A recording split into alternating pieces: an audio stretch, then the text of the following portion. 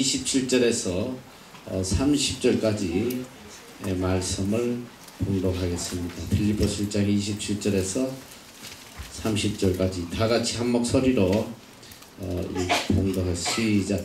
오직 너희는 그리스도의 복음에 합당하게 생활하라.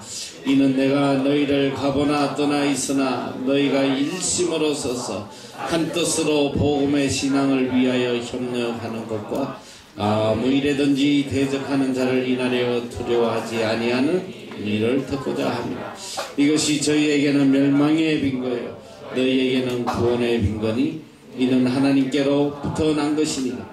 그리스도를 위하여 너희에게 은혜를 주신 것은 다만 그를 믿을 뿐 아니라 또한 그를 위하여 고난도 받게 하시니 너희에게도 같은 싸움이 있으니 너희가 내 안에서 본 바요 이제도 내 안에서 듣는 바니라. 아멘. 오늘 우리 그리스도인들은 정말 복된 사람들이에요. 세상 사람들과 다르게 복된 사람이다. 그 이유는 바로 우리가 복음을 받은 자들이기 때문에 그래요. 이 복음은 성경에 바로 하나님의 능력이라고 그랬어요. 우리 삶 속에 하나님이 내주하시고 하나님이 살아 역사하시고 하나님이 함께 하신다는 것, 이거보다 더 큰 축복이 어디 있겠어요. 그 안타까운 것은 다만 이제 복음이 변질되다 보니까 복음이 무슨 그냥 내 마음을 평안하게 해주고 내 마음에 기쁨을 주고 또 내 삶에 풍요함을 더해주고 만사형통하는 이것을 복음으로 착각하고 있는, 그래서 또 예수를 믿는 이런 잘못된 복음에 대한 생각들이 지금 가장 큰 문제예요. 성경이 오늘 우리에게 증거해주는 복음은 바로 죄에서 우리를 구원하시는 하나님의 역사, 이것을 복음이라고 해요. 바울은 한마디로 이 복음은 바로 하나님의 구원의 능력이라고 그래요. 구원의 능력이다. 복음이 뭐냐?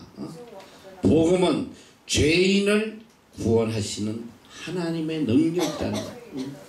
영원히 죄와 사망으로 죽을 수밖에 없는 자들, 또 영원히 죄의 형벌을 받아야 할 수밖에 없는 자들을 예수 그리스도께서 구세주로 이 땅에 오셔서 우리의 죄값을 갚아주시고 우리를 의롭게 하시고 우리를 죄에서 구원해 주시고 영원한 삶을 살도록 주신 게 이게 구원이란 말이에요. 이게 십자가의 능력이에요.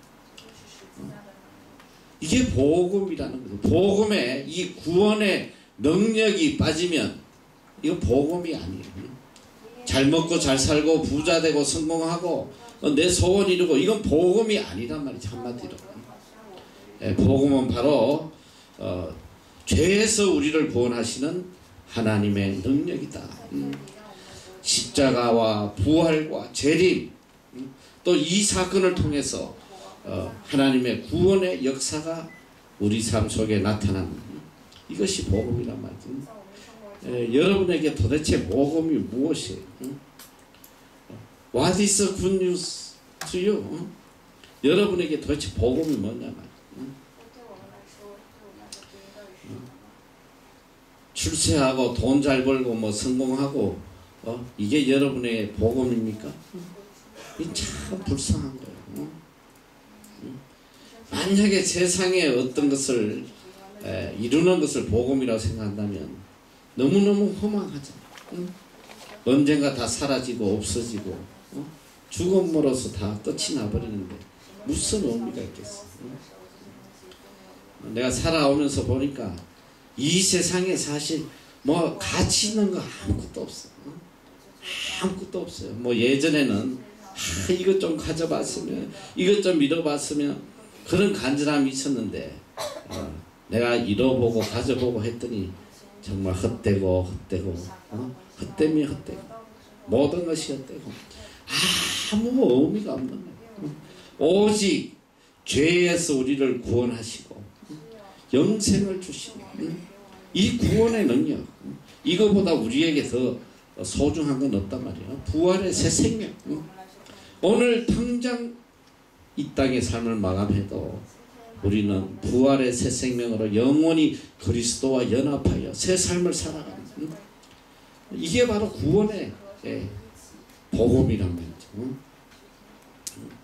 그래서 우리는 복음을 받은 자다. 그리스도인이 누구냐? 그럼 한마디로 복음을 받은 자다. 구원받은 자다. 하나님의 자녀다. 천국 시민이다. 그리고 이 복음이 주는 능력으로 살아가는 사람이다. 이게 그리스도입니다. 그래서 오늘 바울은 27절에 복음에 합당하게 살아라. 너희들은 그리스도인이라면, 너희들이 하나님의 자녀고 천국 시민이라면 복음에 합당하게 살아라. 이 말씀은 합당하게 생활해라. 이거는 원어는 폴리티우에스인데 바로 행하라는 말이 행하라. 폴리테. 그래서 이 폴리테에서는 정치란 말이, 정치라는 어원인데요. 이 말은 헬라어로 시민이라는 뜻이고 폴리티우에스는 시민으로서 행할 바를 행해라. 이런 뜻이에요. 이게 뭐냐? 천국 시민으로서 구원받은 자로서 이제는 복음에 합당한 삶을 살아라. 이런 말씀이에요. 그래서 오늘 우리는 세상 사람하고 달라요. 성경은 우리에게 끊임없이 가르쳐 주는 게 뭐냐면 너희는 세상에 속하지 않았다. 너희는 세상에 속한 자들이 아니다. 세상은 너희와 원수가 된다. 세상의 생각은 하나님과 원수가 된다. 육신의 생각은 멸망이다, 파멸이다. 영의 생각만 생명과 평안이다. 성경은 끊임없이 우리를 구별된 자로 이 땅에 속하지 않은 하늘나라에 속한 하늘의 시민으로서 우리가 이 땅에서 어떻게 살아야 되는지를 가득히 가르쳐줘요. 성경이 뭐냐? 성경이 한마디로 말하면 구원받은 하나님의 백성들이 천국 시민으로서 살아가는 방법을 알려주는 게 이게 성경 말씀이란 말입니다. 그래서 우리가 그 엑기스, 이 신약의 척추와 같은 산상순을 계속 배우고 있는 게, 산상순의 핵심이 뭐냐? 천국 시민의 새로운 생활, 그리고 메시아 왕국 하늘나라의 새로운 기준, 또 천국에 들어가는 길이 무엇인지, 이걸 가르치시고 있는 거예요. 예수님의 가르침의 모든 핵심은 바로 천국에 초점을 맞추고 계시다. 예수님이 천국 복음을 전파하시니라. 예수님은 우리에게 천국 복음을 전파하시니라. 복음에 합당한 삶을 살아라. 이 말씀은 또한 천국 시민으로서 이 땅에서 합당한 삶을 살았다. 그래서 우리 그리스도인은 성도라고 그러잖아요. 성도. 성도라는 의미가 바로 구별됐다는 거예요. 너희는 세상 사람들과 구별된 자들이다. 그렇기 때문에 그리스도인은 그리스도인으로서의 삶이 있단 말이에요. 그리스도의 이름을 가지고 우리의 행동이 그리스도인의 행동이 돼야 돼요. 우리의 언어가 그리스도인의 언어가 돼야 되고, 우리의 풍속도, 우리의 생각도, 우리의 모든 언행도, 심지어는 옷 입는 것까지, 심지어는 음식을 먹는 것까지 그리스도인의 삶은 완전히 구별된 거예요. 누가 그리스도인이 세상 사람들 먹는 걸 다 먹으라고 해요? 술이나 퍼마시고, 담배나 피우고, 마약이나 하고, 이거는 그리스도인이 해서 안 될 거란 말이지. 옷도 그래, 옷도. 이 자매들 특히 정신 똑바로 차리고 옷 잘 입고 다녀. 이 그리스도인은 이 복장도 구별된 복장으로 살아야 돼요. 세상 아이들 그냥 그 선정적이고 말이지 사람을 미혹하는 그런 옷들 입고 뭐 짧은 거 입고 딱 달라붙고 막 그런 거 입지 말라고 내가 항상 주의를 하는데 항상 보면 그런 아이들 가끔 있어. 이번에는 다 성도들이 오셔가지고 별로 없을 걸로 나는 생각하고 내가 안 쳐다보니까 잘 모르는데 어쨌든 자매들은 형제도 마찬가지야. 너희들 옷도 내가 이 옷을 이렇게 입음으로써 상대방에게 어떤 영향을 미치느냐 그런 생각을 항상 하고 옷도 입어야 돼요.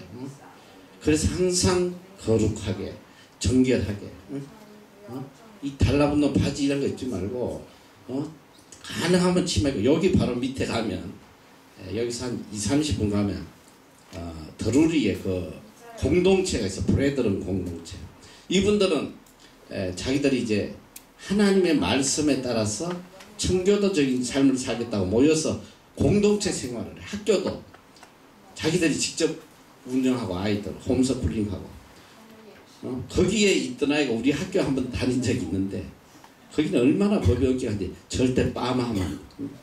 절대 얼굴에 화장하면 안 되고 치마 항상 땅에 걸려야 돼. 발이 보이면 안 돼. 철저하게 지금도 그러고 살아. 경건하게 살겠다. 그게 절대 나쁜 게 아니지. 너희들이 요새 생각하니까 좀 이상하게 생각할지 몰라도 내가 볼 때는 그게 절대 잘못된 거 아니야. 경건하게 살려면. 그래서 우리 교회도 규정을 줬어. 내가 우리 자매들은 치마를 입되 무릎 아래 30cm. 언니는 전도사 스타일. 이제 전도사 복장으로 그렇게 입고 다니라 내가. 그런데 이제 옷 입는 것도 먹는 것도 항상 구별된 그런 삶을 살아야 돼. 생각도 그러고. 내가 이제 시간이 있을 때 한번 거기에 대해서 한번 이야기하는데 지금 또 이 복음에 합당한 삶을 방해하는 가장 큰 요인이 뭐냐면 바로 풍습이에요. 전통적으로 내려오는 풍습. 이게 성경에도 이제 거기에 대해서 전통이라고 그래. 전통이 복음을 지배해버리는 이게 얼마나 잘못돼. 지금 우리나라의 대표적인 게 뭐냐면 복음과 이 마찰이 되는. 근데 교묘하게 복음의 탈을 쓰고 이 복음을 망가뜨리는 그런 것들이 우리 삶에 너무나 팽배해서 대표적인 뭐냐면 바로 이 추도식이에요. 추도식. 이게 하나님 앞에 얼마나 큰 악인지 그걸 깨닫는 사람들이 별로 많지 않아요. 추도식이 뭐예요? 죽은 자를 기념해서 드리는 예배야. 여러분 하나님 산자의 하나님이에요. 죽은 자의 하나님이 아니란 말이에요. 이 추도식의 근원이 어디 있었냐? 아마 우리 한국에만 있는 걸로 내가 생각이 담는데 이 복음을 전하다 보니까 처음에 유교에 이렇게 매여가지고 사람들이 이 예수 믿으면 제일 먼저 제사 지내면 큰일 난다. 하나님의 제일 계명에 걸리니까 안 된다. 그러니까 그 문제 때문에 고민하니까 이제 이 교회가 타협을 한 거예요. 아 그래? 우리는 조상을 섬기지 말라는 게 아니고 제사를 지내지 말라는 거지. 그 대신 제사 대신에 너희 조상들을 위해서 예배 드리면 되지 않냐. 그 제사를 교묘하게 변화시킨 게 이게 추도식이랍니다. 추도식. 여러분 이거 큰일 나는 거야. 이게 악령의 역사란 말이야. 아니 예배의 주체가 하나님이지. 하나님께 영광 돌리고 하나님을 찬양하고 하나님을 월십하는 거지. 어떻게 우리 조상을 위해서 죽은 자를 위해서 더군다나 그 조상 중에 믿지 않은 자들이 있다면 그 믿지 않은 죽은 자들을 위해서 예배를 드린다는 거 이게 하나님 앞에 얼마나 악한 행동인지 몰라요. 그게 성경에도 나와. 사무엘 한가에 보면 사무엘 거기 보면 사울이 그 신접한 여자를 찾아가서 이 영을 불러내는 이게 악이란 말이에요. 이게 구분을 못하고 살아요. 여러분 잘 알아야 돼요. 내가 이 부분에 대해서는 언제 시간이 되면 다시 세밀하게 하겠지만 복음에 합당한 삶에 거슬려지는 모든 악한 것들은 다 끊어야 된다. 일단 그걸 끊지 않으면 우리가 복음에 합당한 삶을 살 수가 없어. 복음에 합당한 살이라는 것은 바로 하나님 중심이고 하나님의 뜻만을 이루어가는 것이고 하나님이 기뻐하시는 대로 살아가는 것이 이 복음에 합당한 삶이에요. 그래서 오늘 여기 바울은 특별히 복음에 합당하게 사는 삶에 대해서 몇 가지로 이야기를 하고, 첫째는 복음의 신앙을 위하여 협력을 해라. 어떻게든 내가 받은 이 복음을 증거하기 위해서, 복음을 전파하기 위해서 거기에다가 삶의 목적을 맞추고 살으라는 거예요. 사람을 만나는 이유도 어떻게 하면 이 사람을 만나서 내가 유익을 좀 챙길까, 돈을 좀 벌까, 나에게 도움이 될까, 그게 아니라 사람을 사귀는 목적도, 만나는 목적도 어떻게 하면 이분에게 복음을 전가할까. 그러니까 우리 삶의 분명한 목적이, 내가 하는 모든 것이 오직 복음을 위해서, 장사를 해도 사람을 만나도 공부를 해도 무엇을 하든 이게 복음의 도구로만 쓰여야지, 이것이 목적이 되면 이거는 복음하고 거리가 먼 생활이라면 복음에 합당하게 살아. 교황이 오늘 보니까 신문 보니까 바른 소리 한마디 하긴 했대. 교회가 교회는 돈 버는 곳이 아니고 교회는 섬기는 곳이다.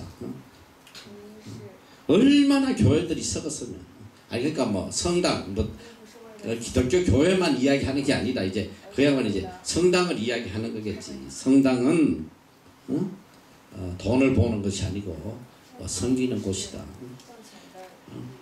얼마나 타락했으면 교회든 성당이든 이제는 뭐 복음이 우선이 아니라 교회를 키우는 거, 성장시키고 인원을 늘리고 이 잘못된 것이 목적이 되어 있단 말이에요. 그래서 오늘 특별히 이제 바울은 오늘 본문에서 복음의 협력자가 되라고 그래요. 복음의 협력자. 자, 복음을 직접 전하기도 하지만 우리가 이 복음을 증거하는 데 있어서 반드시 협력하는 사람으로 살아라. 자, 넓은 의미에서는 자, 우리가 직접 복음을 전하는 거. 지금 여러분들이 지금 복음에 합당한 삶을 살고 있잖아. 많이 애를 써요. 오늘도 시내 가서 보니까 우리 애들, 중국 애들하고 많이 나왔는데, 만약에 중국 애들하고 뭐 단순히 밥 먹고 놀라고 나왔다면 그거는 복음에 합당한 삶이 아니지. 밥은 먹되 궁극적 목적이 어떻게든 이 복음을 전해주려고 그런 미팅을 한다. 이건 참 아름다운 거예요. 목적이. 또 우리 학생들이 이런저런 모습으로 얼마나 많은 복음에 협력을 하고 있느냐. 그러니까 우리가 생각하면 꼭 뭐 선교지에 나가서 막 선교를 해야지 복음을 전하는 것으로 생각하지만 우리 삶 속에 우리가 이 복음에 협력한 자로, 합당한 자로 살아가는 것들이 매 순간순간 계속 발생한단 말이지. 때로는 기도로, 때로는 섬김으로, 때로는 또 전도로, 때로는 물질로, 이렇게 어떤 방법으로든지 우리가 복음의 협력자로서 살아가야 된다. 그래서 그 당시에 이 바울이 이 복음을 전가하던 그 당시만 해도 너무너무 핍박이 심했고 복음이 처음으로 이제 전거되는 곳이기 때문에 가는 곳마다 뭐 이 유대인들의 핍박, 이방인들의 핍박, 얼마나 많이 죽을 고비를 넘기는지 몰라요.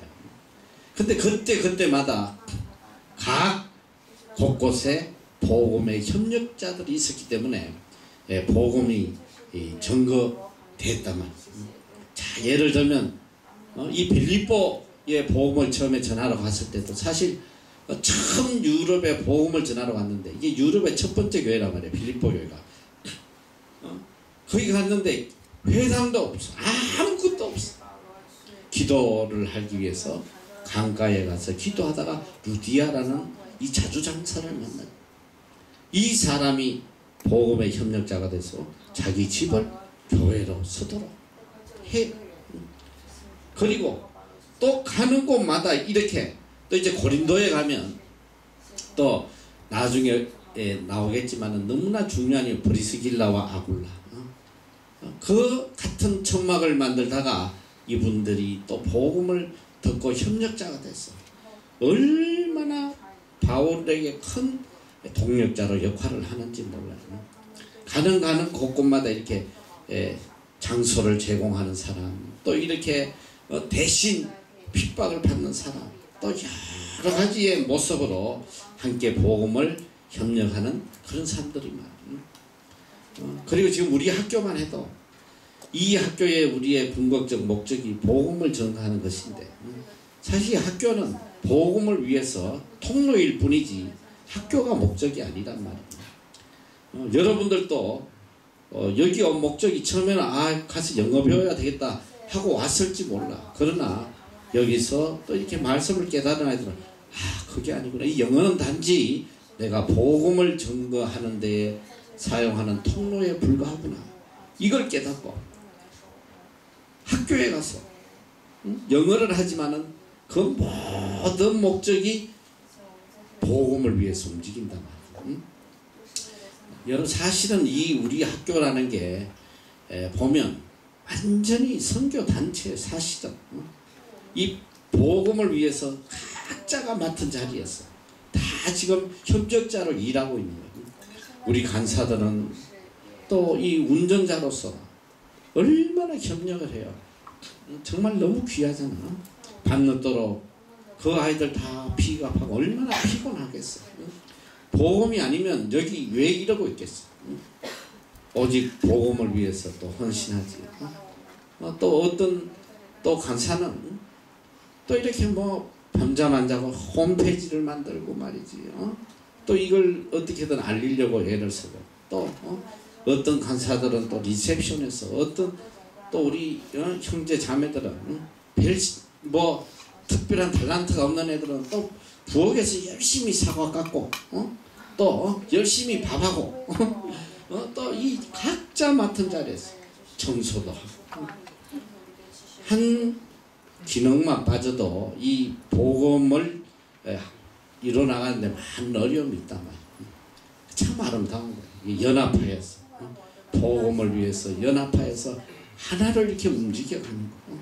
이게 얼마나 기쁜데 이게 복음에 합당한 삶을 살아가는 것이다. 복음에 합당하게 살아라. 이거 뭐냐면 복음에 협력하면서 힘이 되어라. 근데 이제 제일 안타까운 게 어느 조직에도 있지만 이 복음의 협력자가 아니라 복음의 방해자가 꼭 나타나요. 복음 전하는데 꼭 가시 노릇하고 방해놓고 교회 안에도 그렇잖아. 이 목사도 있고 장로도 있고 권사도 있고 집사도 있고 각자 맡은 자리에서 오직 하나님께 영광 돌리고 복음 전가하기 위해서 하는데 보면 그 가시 같은 것들이 꼭 있어. 주로 이제 그 가시가 주로 장로 권사들이 많은데 이 조심해야 돼. 나는 장로 권사를 좀 없애버리면 좋겠어. 교회에 별로 필요하지 않을 것 같아. 이렇게 가시 노릇해가지고 교회를 말이지 끌고 해서 파괴시키고.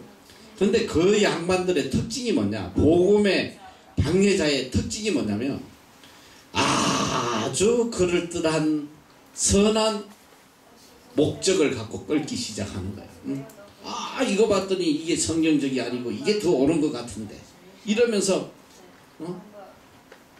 자기의 얼을 드러내고 이러면서 그래요. 내가 특히 한국 교회가 보면 큰 교회 중에 이 쪼개지는 교회들이 굉장히 많잖아. 지난번에도 내가 이제 제자교회 참 그 서쪽에서 제일 부흥하던 교회가 이제 뭐 아주 풍지박산이나 목사는 감방 가고 뭐 거기 대표적으로 요 가시노릇 한 사람 내가 하나 알아. 14인데 그 보면 뭐 자기 아주 그 논리 정연하고 말이지. 자기는 어떻게든 이 목사님의 잘못된 걸 바로 잡아야 된다. 아주 선한 뜻 같아. 근데 결과가 뭐냐? 이 사람이 복음의 협력자인지 파괴자인지 결과가 뭐냐? 교회가 파괴되면 이건 파괴자라는 거거든. 어떤 방법으로 협력하느냐? 이건 성경적으로 해야 돼. 내 지식으로 내 판단으로 하면 안 되고 하나님의 말씀에 따라서 협력하면 되는 거예요. 자, 예를 들면 하나님께서 어느 누구에 대해서도 판단하지 말라고 그랬어. 첫째는 야고보서에 보면 네가 어떻게 감히 형제를 판단하느냐. 오직 재판장은 한 분이시니 하나님만 입법자여 재판장이시다. 어느 누구도 판단해서는 안 된다. 만약에 그 사람이 복음의 협력자라면 말씀에 따라서 모든 판단을 하나님께 맡겨야지.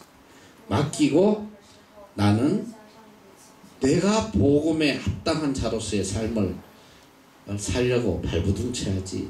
자꾸 하나님의 자리에서 판단하고 하면 결국은 뭐냐? 복음을 파괴시킨단 말이야.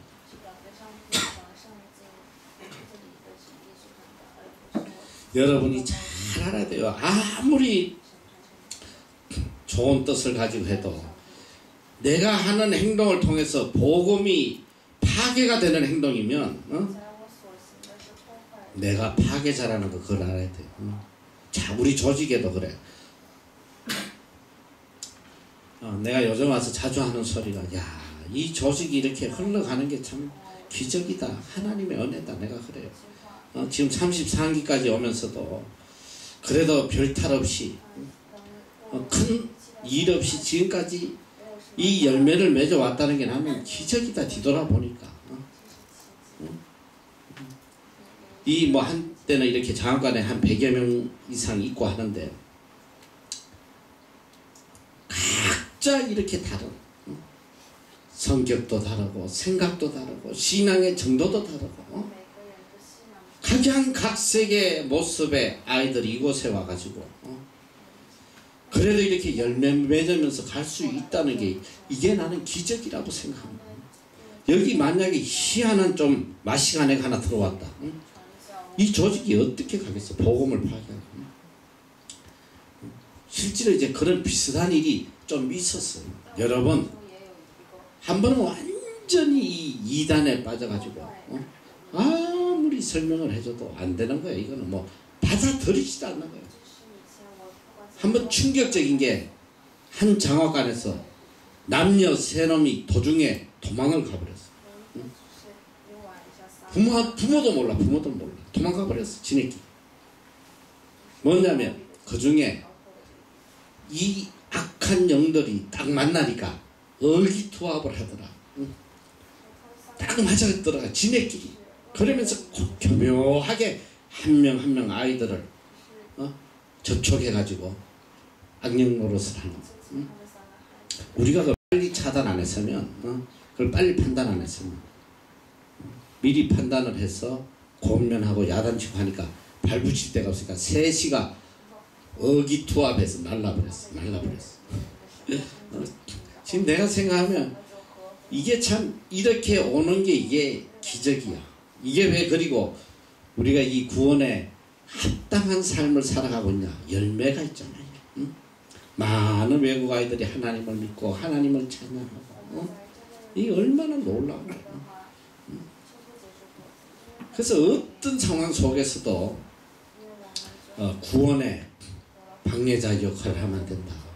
복음에 합당하게 살아라. 내 주장 내세우지 말란 말이야.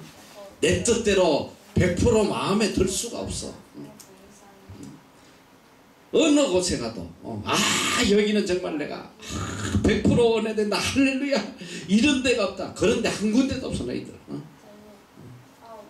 예수님 제자들이 3년 동안 예수님의 이 복음의 파워가 얼마나 크겠어. 죽은 자를 살리고 말이지. 그런 능력의 예수님이 3년을 훈련시킨 제자들 다 도망가 버렸어. 다 부인하고 도망갔어. 저주하고. 인간은 어차피 그럴 수밖에 없는 거야. 이 악령의 사인 애들은 도저히 뭐 아무리 말씀을 이야기해도 받아들이지 못해요. 이것이 내 삶을 통해서 복음에 협력이 된다, 도움이 된다 하면 아멘 감사하는 거예요. 자, 내가 하나님께서 이것을 불러주셨는데 내가 지금 이렇게 하니까 이것이 복음에 참 그래도 귀하게 협력이 되고 있구나. 그러면 그걸로 감사해야 돼. 그런데 대체로 이 협력하지 않고 파괴하는 아이들이 대체로 뭐냐면 이론이 복잡해. 말이 많아. 어쨌든 말이 많아. 그냥 조용히 겸손하게 순종하면 되는데 뭐가 그렇게 똑똑하고 잘났는지 말이지. 여러분 큰일 나는 거야. 믿음의 사람이 다 100% 할렐루야 아멘 해서 조용히 따라가는 게 아니야. 안 맞고 해도 내 생각하고 좀 달라도 이게 하나님께서 하시는 일이구나. 그걸 믿고 순종하고 따라가는 거지. 그렇게 해야지 복음의 열매가 맺힌단 말이에요. 열매가 맺히고 복음에 합당한 삶을 살아갈 수 있어. 어쨌든 분열시키고 하면 이것은 바로 복음의 협력자가 아니다. 어쨌든 복음의 진보를 이루고 살아야겠다. 지금 우리에게 주어진 이 순간순간이 얼마나 귀한 건지 몰라. 하나님께서 우리에게 주신 너무나도 귀한 복음을 위해서 살도록 주신 너무나도 귀한 삶이라는 거, 이걸 잊어버리면 안 돼. 여러분에게는 어쩌면 여기 어떤 애는 1년도 있겠지. 간사하면 또 1년도 있고 하겠지만 대체로 이제 6개월 있다 가는 아이들이 많은데 분명한 건 뭐냐, 여기 다녀간 많은 아이들이 안타까워하는 말이 그거예요. 그 6개월 있을 때 좀 더 내가 열심히 좀 복음 전할 거야. 그게 너무너무 아쉽다. 지난주에도 보니까 기도회 한다고 한 30여 명 모였다고 그러더라고. 그것도 감사한 일이야. 30명 모여서 또 요번에 이 중국 아이들 세례받는 거 위해서 같이 기도한다고 또 그 소식을 들었는데 지나고 보니까 그 시간이 너무 참 하나님 주신 너무나 귀한 시간인데 내가 좀 더 복음에 합당하게 살지 못한 게 참 아쉽다. 여러분 그 가슴에 새겨야 돼요. 어쩌면 여러분 인생에 가장 귀한 이 복음의 기회가 되지 않겠나, 나는 그런 생각이 들어요. 이렇게 마음껏 복음 전할 수 있는 기회가 언제 또 다시 오겠어. 오늘 내가 뉴스를 하나 보면서 참 많은 걸 생각을 하게 되더라고요. 이 나라에 크라이처치 고등학교가 있어요. 이 나라의 고등학교에 보면 총학생 회장이 있어요. 헤드보이라고 그래. 헤드보이. 고3에서 이렇게 총학생 회장이 있는데 이 18살 제이컵 베일리라는 아이가 지난 4일날, 며칠 전이지 4일날 졸업을 하는데 졸업식 3주 전에 갑자기 암이 걸린 게 발병이 된 거예요. 근데 이게 그냥 보통 암이 아니야.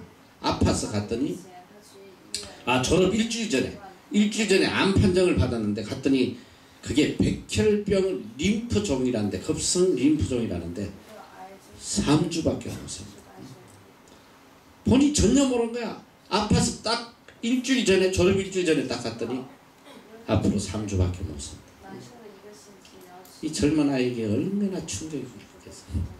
그래서 병원에서 어떻게든 기간을 연기해 보려고 가전 이 검사를 다 받고 있는데 어느 누구도 기대하지 않았는데 졸업식 날 이 아이가 휠체어를 타고 나타났어요. 나타나가지고 그 아픈 몸을 이끌고 마지막 송별사를 하는데 이제 눈물바다가 됐겠지. 근데 이 아이가 그 송별사 하는 내용이 내 마음에 깊이 와닿더라고. 이렇게 이야기를 해요. 이 18살짜리 아이의 이야기. 우리는 누구도 살아서 자신의 삶에서 벗어날 수 없다. 그렇기 때문에 우리는 당당하고 멋지고 품위 있게 살아야 된다. 그리고 무엇보다 여러분들이 가진 기회에 대해서 정말 감사하게 생각을 해야 된다. 우리는 언제 어디서 삶을 끝내게 될지 아무도 모릅니다. 그러기에 항상 더 높은 것을 추구하며 살아야 한다. 이 죽어가는 아이가, 이 18살짜리 아이가 마지막으로 한 송별사인데 여러분 깊이 생각해야 돼요. 누구도 자기의 삶에서 벗어날 수 없어. 내일 일을 우리가 몰라.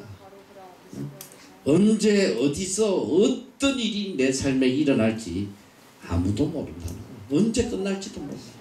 그러기에 오늘 하루를 당당하고 멋지고 품위 있게 더 높은 것을 추구하며 매 순간순간 감사하게 살아가는 거예요. 이게 얼마나 귀한 말이야. 믿지 않는 아이지만 너무 귀한 말이야.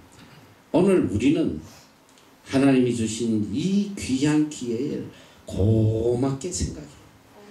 감사하게 생각하고 더 높은 것을 추구하며 살아야 된다. 그게 뭐예요?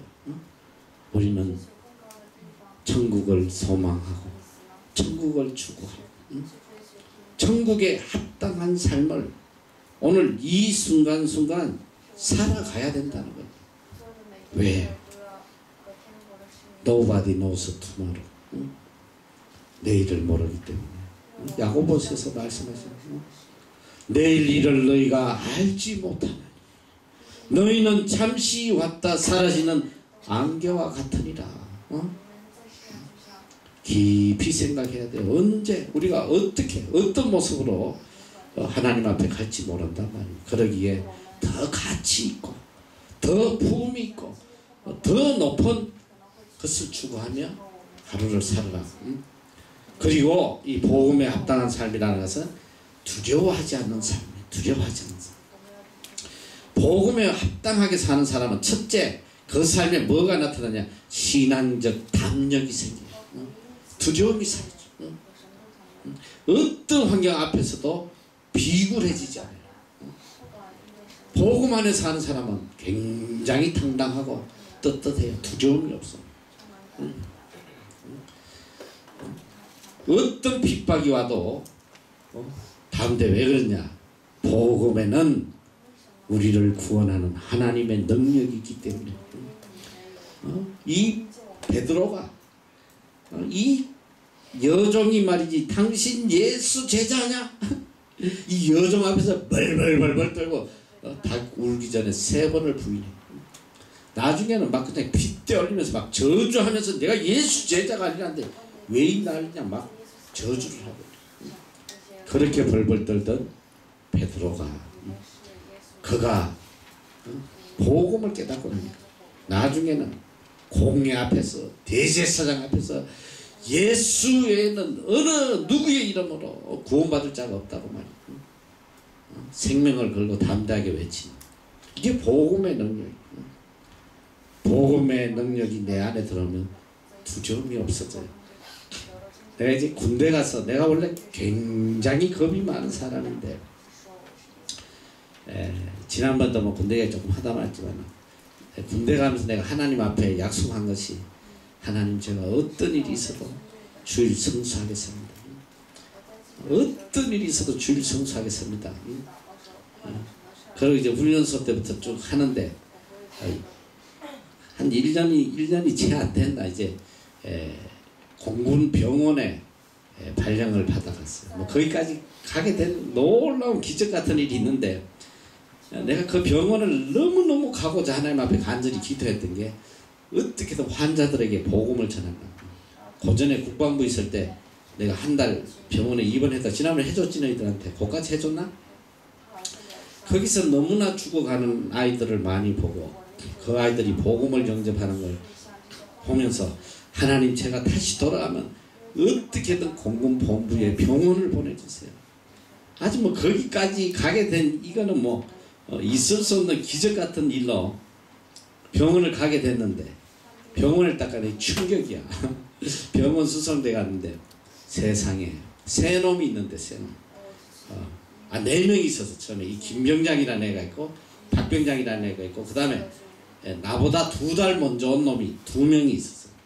근데 공군은 이렇게 기수별로 지원을 하기 때문에 나이가 중요한 게 아니라 먼저 온 애들이 무조건 높아. 뭐 육군도 마찬가지지만 기수 그게 굉장히 뚜렷한데 공군은 나보다 나이가 한 30살 작은 놈들이 2달 먼저 왔다고 이제 고참이야 고참. 그 갔더니 이야 그 내무반에 4명이 있는데 이거는 지역도 그런 지역이 없어. 그 이 박병장이라는 애가 눈에 살기가 도는 거야. 눈에 토끼가 들어. 갔더니 매일 밤마다 몽둥이로 나보다 2달 먼저 온 놈들을 두드려 패는 거야. 계속 안 패면 잠을 못 자요.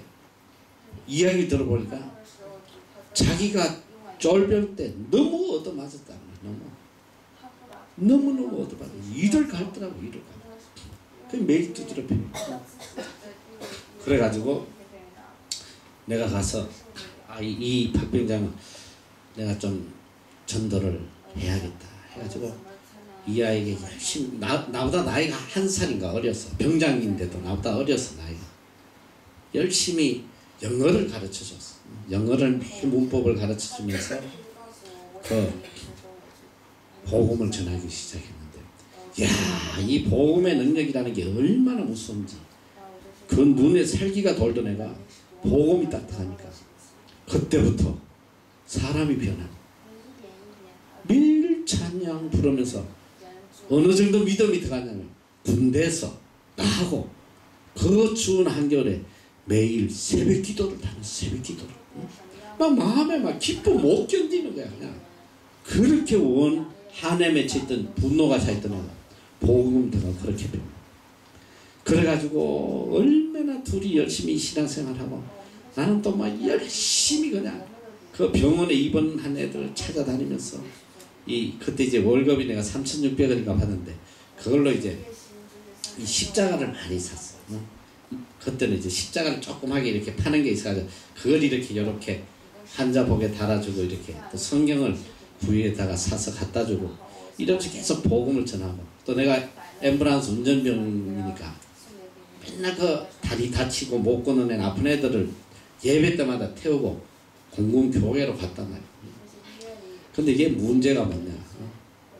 내보다 먼저 온 한 놈은 완전히 이게 삼겹살이야. 몸이 이래요. 이 별명이 공포의 삼겹살이.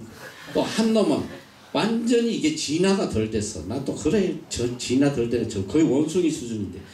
걔 별명은 또 적팔개야. 이 털이 이렇게 고릴라처럼 나가지고. 이 두 놈이 동기인데 내가 이제 병장하고 자꾸 이렇게 가까이 지내고 교회를 가고 이러니까 지네가 안 맞게 된 거를 고맙게 생각 안 하고 이 쫄병 놈이 와가지고 병장하고만 놀고 말이지 이게 맨날 교회 가고 그때부터 나를 핍박하기 시작하는데 죽이려고 그래. 너 이 새끼 교회 가지 마. 너 한 번만 교회 가면 죽여버린다고 막. 이야 얼마나 핍박하는지. 앰뷸런스 움직이지 말라고. 그 사실 앰뷸런스 움직이면 안 돼. 교회 가면 안 돼. 왜냐면 비상 대기를 해야 되니까. 그런데도 나는 환자들 실어 가야 되니까 계속 실어 다녔거든. 병원 다니고 말 안 들었어. 난 복음 전해야 되니까. 그랬는데 이놈들이 이러리를 갈더니 나한테 딱 그래. 이 박병장이 6월 30일 날 제대를 하게 됐어. 제대. 이놈들이 6월 30일을 눈 빠지게 기다려. 눈 빠지게. 너 6월 30일 날 네 제사 날인지 알아. 박병장 제대하면 이제 교회는커녕 이는 이제 죽여버린다. 그 두 놈이 이를 갈고 기다리고. 사실 굉장히 두려웠지. 너무너무 두렵고 그랬는데, 근데 하나님께서 마태복음 10장 28절 말씀을 주시더라고요. 몸은 죽여도 영혼은 능히 죽이지 못하는 자들을 두려워하지 말고 오직 몸과 영혼을 능히 지옥에 멸하시는 자를 두려워해라. 이제 그 말씀을 주니까 그래, 뭐 이놈들이 아무리 나를 죽인들 몸밖에 더 죽이겠나. 이 말씀을 다 주시는데 담력이 생겼어. 그래서 뭐 무슨 소리를 해줬든 계속 복음 전하고 했는데, 세상에 이제 하루하루 날이 다가오는데 이를 갈고 기다리는 거야. 제대 날짜로. 지네 제대 날짜보다 더 기다려요. 나 죽이려고. 날 세가면서 며칠 남았다. 그런데 참 우리 하나님께서 하시는 역사가 말이지. 나 거기 있어서 이제 맞아 죽은 거야, 두 놈한테. 근데 하나님께서 항상 그렇게 감당치 못할 시험은 주시지 아니하시고, 또 감당치 못하게 되면 피할 길을 주시는 거야. 하나님 나를 건지시는데 기적 같은 일이 6월 25일이야. 6월 25일. 딱 이제 5일 남았는데 6월 25일 날 엄청난 일이 터졌잖아. 6.25. 6월 25일. 6.25가 터졌잖아. 뭔 소리지? 잘 모르겠어? 그러니까 누가 진짜 6.25 터진지 알고, 아, 전쟁 났구나, 이런 애들 있어. 6월 25일 날 엄청난 일이 터졌는데, 우리 그 군의관 한 사람을 데리고 서울대학 병원에 같이 갔다가, 그 양반이 이제 집에 퇴근해버리고 나 혼자 앰뷸런스를 몰고 돌아오는데, 그날 밤에 이렇게 사격이 있었어. 사격. 그래서 빨리 가서 저녁을 먹고 사격장에 또 대기를 해야 되는데, 이 서울 그 뭐야 광화문에서 이렇게 마포대교로 가는 광화문 쪽이 한 4시쯤 됐는데 퇴근길에 차가 꼼짝을 안 하는 거야. 그래가지고 내가 빨리 가야 되니까 기다리다가 이 사이렌을 켰잖아. 사이렌. 그리고 반대 차선에 차가 이제 신호에 걸려서 차가 안 내려오길래 반대 차선으로 신나게 간 거 아니야. 신나게 막 가는데 갑자기 반대 차선에 파란불이 딱 들어오면서 기다리던 차들이 막 올라오기 시작하는. 근데 올라오는데 보통 이 앰뷸런스가 지나가면 피해서 가는데, 아, 그 차들은 피하지 않아. 나한테 라이터를 막 켜가 막 비키라고. 비킬 데도 없었지만은 내가 속으로, 아, 이게 군대 앰뷸런스 하는데 어떤 놈이 건방지게 라이터를 켜고 날려. 더 밀어붙였어. 팍 밀어붙였어. 그랬더니 다 도망가더라고. 옆으로 옆으로 지나가. 그런데 지나가다 보니까 쫙 차들이 가는데 전부 다 외제차야. 외제차. 쫙 가슴이 섬뜩하더라고. 그래서 이게 뭐야 이게. 그 밑에가 이제 국회의사당 아니야. 그러니까 국회의사당에서 이게 무슨 국회의원들이 뭐 지나가나. 어쨌든 찝찝했어. 찝찝해가지고 이제 들어가서 저녁을 빨리 먹는데 헌병대에서 연락이 왔어. 너 빨리 앰뷸런스 끌고 나오라. 딱 정문에 갔더니, 이야, 이건 뭐 영화에 나오는 한 장면이야. 너 범인들 잡을 때 막 이 막 빗차고 막 그냥 사이덕하고 막 수십 대 와글와글 하는 거 있잖아. 병원 앞에 막 경찰차에 사이덕하고 막 난리가 난 거야. 난리가 난 거야. 딱 오더니 경찰이 그래. 지금 어디로 왔냐고. 그래서 내가 그 저 광화문 쪽으로 왔다고 딱 그랬더니 바로 무전을 치더라. 코드원 하대. 범인 잡았다는 거야. 그러면서 아니 그 차가 누구 차인지 몰랐습니까? 이래. 내가 어떻게 알아 그걸? 각하차입니다 이러더라고. 전두환 대통령 때. 그때는 전두환 눈밖에 말 한마디 하고 그냥 가는 거야. 삼천 교육되고 저 뭐야 저놈 저거 없애버려 그러면 가는 거야. 법이 없어 그때는. 법이 없을 때야. 그 사람 말이 법이야. 이야 근데 청와대 경호실에서 막 무슨 소리가 맞던데 범인 잡으면 간등 증명 환자의 탑승 여부 병의 상태 보고하라 막 뭐 벌벌벌 떨지 막 경호실에서 그래가지고 바로 끌려간 거야. 가가지고 밤에 수사대에 끌려가가지고 밤에 가서 현장 검증하고 게다짝으로 엄청 얻어맞았어요. 그래서 이 수사관이 나한테 신문하면서 밤새도록 신문하면서 뭐라고 그러는지 알아요? 야 이놈아 각하께서 얼마나 놀라셨겠어. 아 되게 충성심이 강하대. 각하께서 얼마나 놀라셨겠어. 이러면서 내 죄가 뭔지 알아? 대통령 암살 업무죄야. 앰뷸런스를 가장한 대통령 왜냐면 이 영화에 보면 그런 게 나와. 앰뷸런스들이 이렇게 커튼이 쳐져 있기 때문에 커튼 사이로 기관단총 막 쏴제끼잖아. 암살하는 거. 대통령 암살 업무죄로 바로 그냥 군기교육대 끌려가고 그 다음에 군법회의로 넘어가. 전 공군이 다 뒤집어져. 다 뒤집어. 참모 총장 나오고 브리핑하고 막 난리가 나. 나는 군기교육대 일주일 끌려가가지고 재판 날짜를 기다리는 거야. 너무 황당하잖아. 그래가지고 이제 군기교육대 들어가서 갔더니 군기교육대 가면 이 군기교육을 시킨 놈이 있어. 중사들이 반 죽여요. 하루 종일 그냥 그 벌 주고 막 괴롭히는데 참 우리 하나님께서 군기교육대 딱 들어갔는데 바로 전날 나를 그 군기교육 시키는 악명 높은 중사가 그 전날 다리가 부러져가지고 병원에 입원하고 없더라고. 나 혼자 앉아있어 가자 거기서 그냥 기도한 거야. 하나님 일주일 동안 기도. 하나님 지금 어디로 갈지 모르는데 어쨌든 제가 어디를 가더라도 내가 딱 두 가지 기도. 하나님 첫째 어디 가도 주일 성수하겠어. 주일 성수할 수 있는 곳에 보내주시고 둘째로 영어 공부할 수 있는 데 보내주고 내가 공군 올 때는 어떻게든 영어 공부하려고 왔는데 공부할 수 있는 환경을 마련해 줬어. 그 두 가지 가지고 기도했는데 이제 군기교육대 일주일 딱 마치고 이제 수송대에서 대기하고 있어. 이제 군법회의가 열린 거야. 군법회의가 열렸는데 내가 어떤 판결이 나냐면 영창 15일이 나왔어. 영창 군대 깜방에 15일 동안 깜방하게 돼 있어.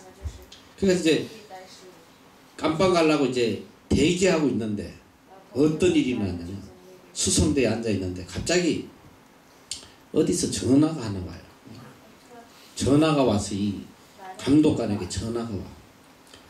그러더니 막 이렇게 다투더라고. 운전병 없다고 막 없는데 자꾸 달라면 어떡하냐고 막 이러면서 신경질 부리면서 전화를 끊어버려. 그러나 1시간 정도 있는데 어디서 이 대위 한 사람이 허겁지겁 오는 거야. 오더니 제발 운전병 한 명 달라고. 나 이게 못 들어간다고 막 난리를 치는 거야. 무슨 일이냐면 공군의 이 학군단이라고 있어. 대학교에 근무하는 유일하게 딱 하나 있어. 항공대 학군단의 단장 대령 운전병이 전날 밤에 이놈이 술을 퍼마시고 차를 몰고 인도로 뛰어 올라갔다나. 그래가지고 이 단장이 막 화가 막 나가지고 당장 운전병 바꿔 오라니까 이 행정장교 대위가 와가지고 제발 운전병 좀 바꿔달라고 막 애원을 하는데 이 수송대 감독관이 운전병이 없는데 어떻게 바꿔주냐. 한 명도 없다고 지금 못 바꿔준다고. 그랬더니 그 양반이 나를 이렇게 쳐다보더니 너 운전병이야? 그래. 운전병이라고 그랬다. 너 교회 다녀? 이래. 교회 다닌다. 네가 적인 자네 가자 이러는 거야. 너 가자. 그랬더니 그 감독관 별명이 독산데 이 양반이 지금 무슨 소리 하냐고 말이지. 얘 지금 깜빵에 들어가려고 대기하고 있다고. 그랬더니 깜빵이 보고 지가 데려가겠다는 거야. 감히 대위 주제에. 내가 데려가겠다고 막 신랑이라고 안 된다 하고 된다 하고 이러더니 갑자기 독사가 그래. 그 양반 감독하니 데려가시면 데려가라고 이러는 거야. 그때가 그날이 무슨 날이냐면 바로 7월 1일 날이야. 7월 1일. 박 병장이 제대한 그 다음날 전 공군이 다 뒤집어져서 막 병원이 막 다 뒤집어져 버렸어. 앰뷸런스 사고 내놓으니까 이제 수송대는 다 박살이 난 그놈들도 다.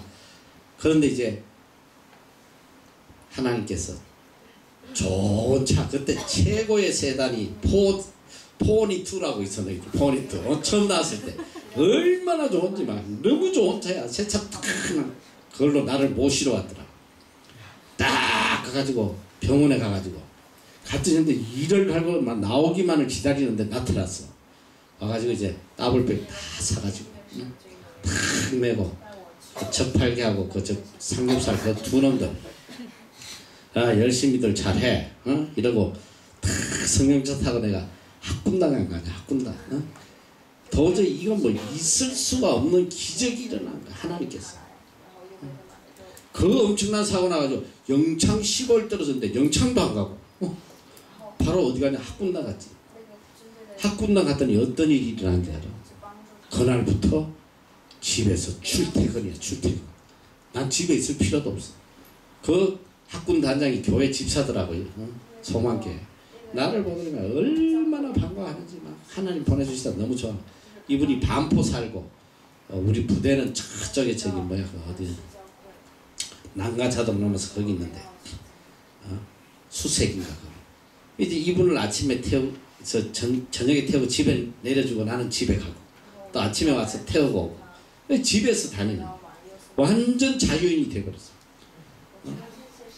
그래서 군대 반년을 출퇴근한 거야. 사병이 출퇴근해서 항상 휴가증 가지고 그리고 주일 한 번도 뭐 나올 필요 없이 신앙생활 잘하고 또 둘째로 영어 공부할 수 있도록 마음껏 공부할 수 있도록 그러니까 내가 이제 하루 종일 거기서 이 학군당 하면 막 군사훈련 시키느라고 장교들하고 막 그 추운데 나가서 고생하고 이래요. 근데 나는 이제 그 무기 창고에서 책상 하나 갖다 놓고 열심히 영어 공부하고 있는데 우리 단장이 허둥이 단장인데 이 양반이 맨날 이렇게 왔다 갔다 하더니 나를 보더니 행정장교를 불러 대의를 부르더니 야 쟤 저렇게 공부하는데 저 환경이 저런 데서 해서 되겠어?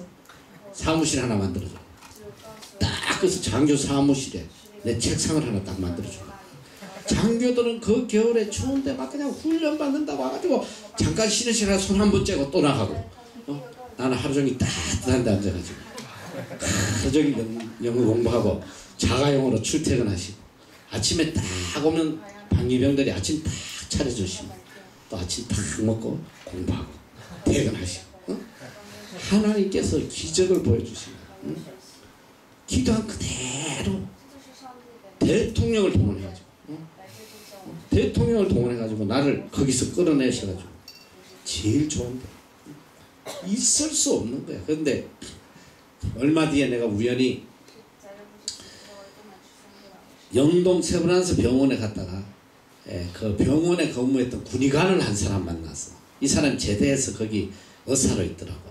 아 너무 반갑다고 이제 막 그러면서 이 양반이 나한테 그래. 의사가 야 내가 한 가지만 너한테 물어볼 테니까 좀 진실을 이야기해. 내가 지금 제대했으니까 네가 암만 진실 이야기해도 괜찮으니까 이야기해. 너 지난번에 대통령한테 붙잡혀서 사고 났잖아. 너 그 사고 난 놈이 어떻게 학군단을 갈 수 있어?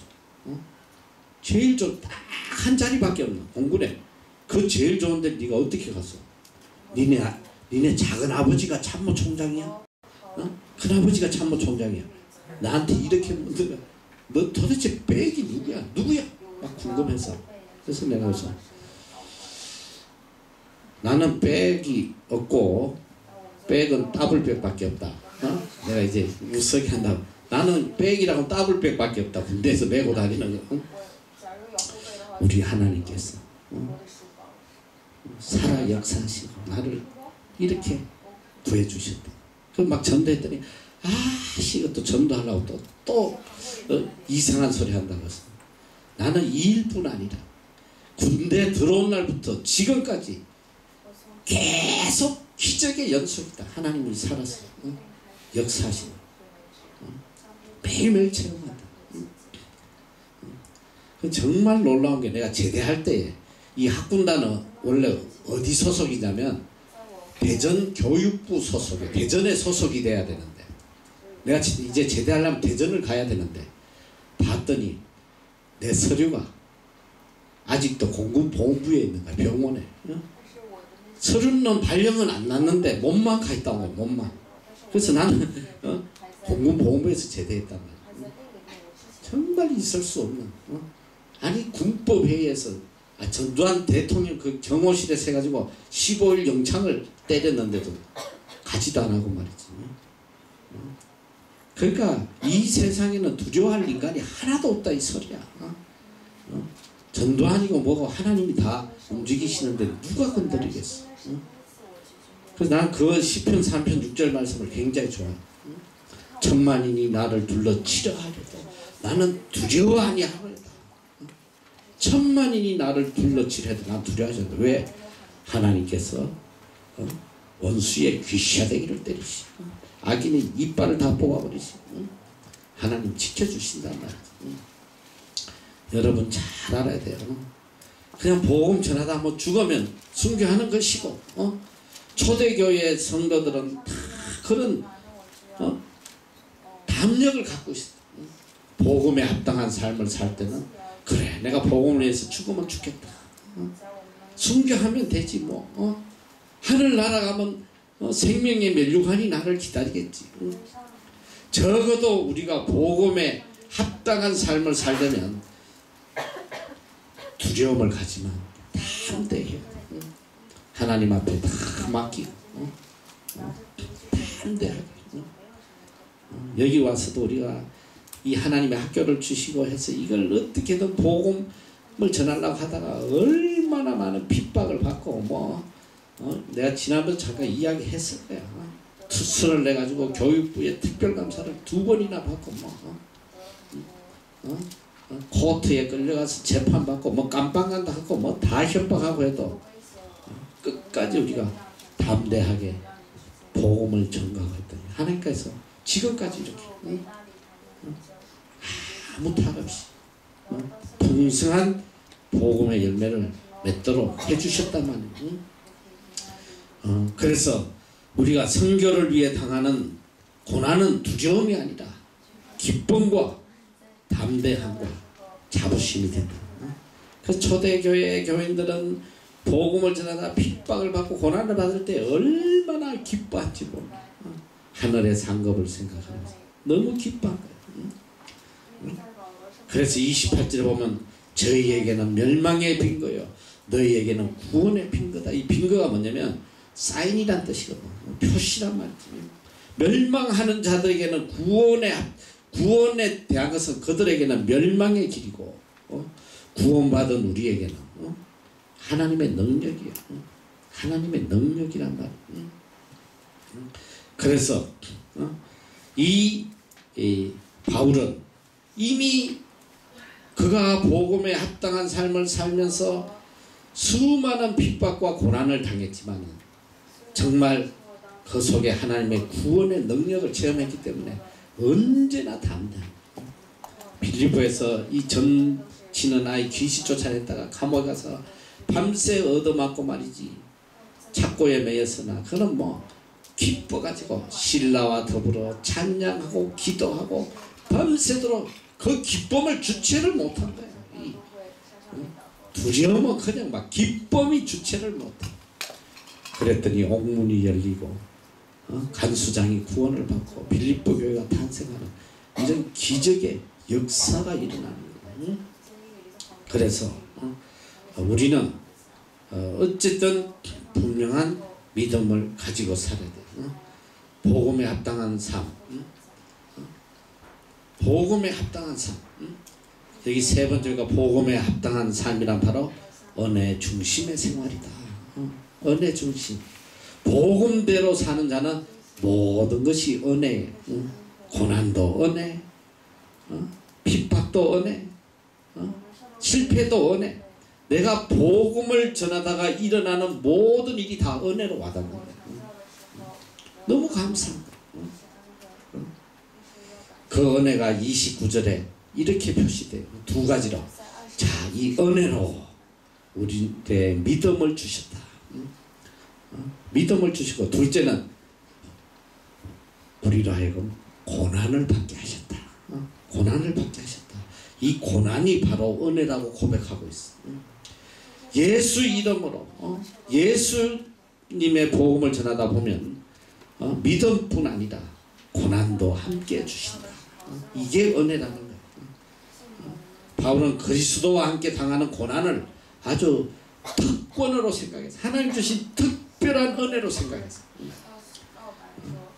나 같은 사람이 어떻게 이렇게 복음을 전하다가 이렇게 고난을 받나, 이걸 큰 은혜로, 감사로 그렇게 받아들였단 말이에요. 여러분이 이제 복음 전하다가 어려움이 오면 정말 이게 나에게 주신 특별한 은혜라는 거, 그걸 알아야 돼. 그래서 로마서 8장 17절에도 우리가 그와 함께 영광을 받기 위하여 고난도 함께 받아야 한다. 이 고난은 장차 우리에게 올 하나님의 영광의 예시란 말이죠. 우리가 받을 영광을 알려주시는 것. 그리스도와 함께 고난을 당하지 않는 자는 그리스도와 함께 영광도 누리지 못한다. 성경은 말씀하고 계세요. 그래서 우리는 어떤 일이 있어도 복음에 합당한 삶을 살아야 된다. 다 같이 따라야 돼. 복음에 합당한 삶을 살자. 복음에 합당한 삶. 이것이 우리에게 가장 큰 축복이요, 은혜요, 특권임을 믿으시기 바랍니다. 사랑의 하나님,